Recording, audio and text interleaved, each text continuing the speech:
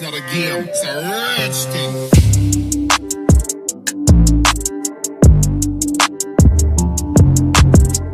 Assalamualaikum warahmatullahi wabarakatuh.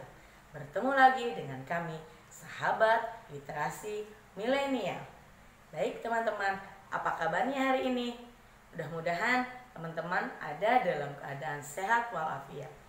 Baik, pada kesempatan kali ini kita akan belajar tentang teks editorial. Pun tujuan dari pembelajaran kita kali ini adalah yang pertama, mengidentifikasi dan menemukan isu, pendapat, ragam informasi, dan informasi penting dalam teks editorial. Yang kedua, mempresentasikan, menanggapi, dan merevisi informasi berupa isi, pendapat, ragam informasi, dan informasi penting dalam teks yang dipaparkan. Apa yang akan kita pelajari dalam pembelajaran teks editorial kali ini? Yang pertama yaitu definisi, kedua fungsi, 3 fakta, 4 opini, 5 struktur. Apa itu definisi teks editorial? Teks editorial merupakan tulisan yang ada di media massa, ditulis oleh redaktur koran, berisi pandangan redaksi terhadap suatu peristiwa atau berita aktual, fenomenal, dan kontroversial. Kata kunci dari teks editorial ini adalah pandangan redaksi, isu aktual, media massa, dan redaktur. Kata lain dari teks editorial adalah tajuk rencana, pokok redaksi, dan editorial.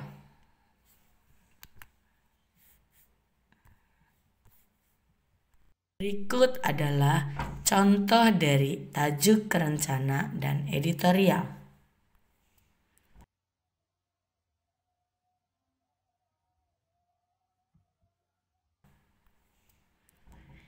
Lanjut ke fungsi teks editorial. Yang pertama, menjelaskan fakta atau peristiwa dan akibatnya kepada masyarakat.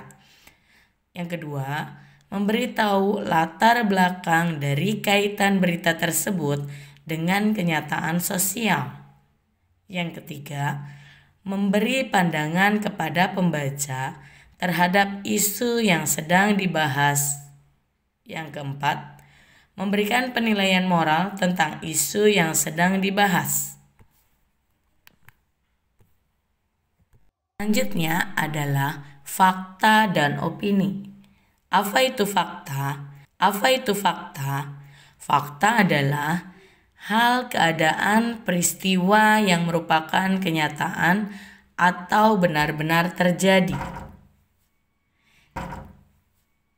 Ciri-ciri dari fakta itu sendiri adalah yang pertama, sulit dibantah karena dapat dilihat, didengar, dan diketahui. Yang kedua, menyatakan kejadian yang sedang atau telah dan pernah terjadi. Yang ketiga, berisi data-data yang sifatnya kuantitatif berupa angka dan kualitatif berupa pernyataan.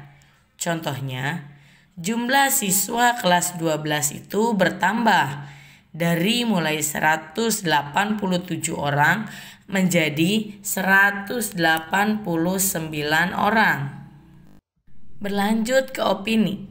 Opini merupakan pendapat, pikiran, atau pendirian.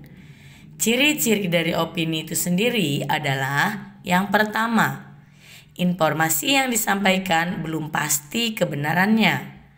Yang kedua, berisi saran, gagasan, nasihat, dan atau argumen pribadi.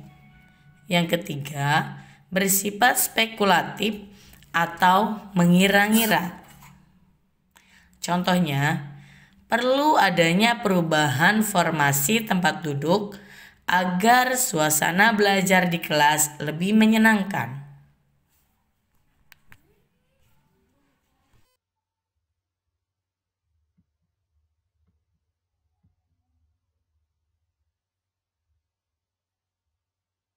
Yang terakhir adalah struktur teks editorial.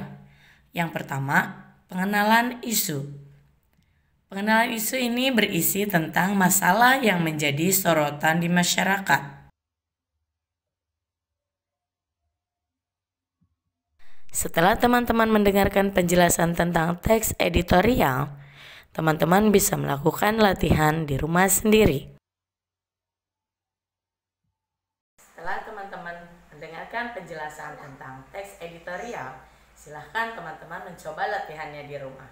Sekian penjelasan dari kami. Sampai jumpa di video selanjutnya. Terima kasih. Assalamualaikum.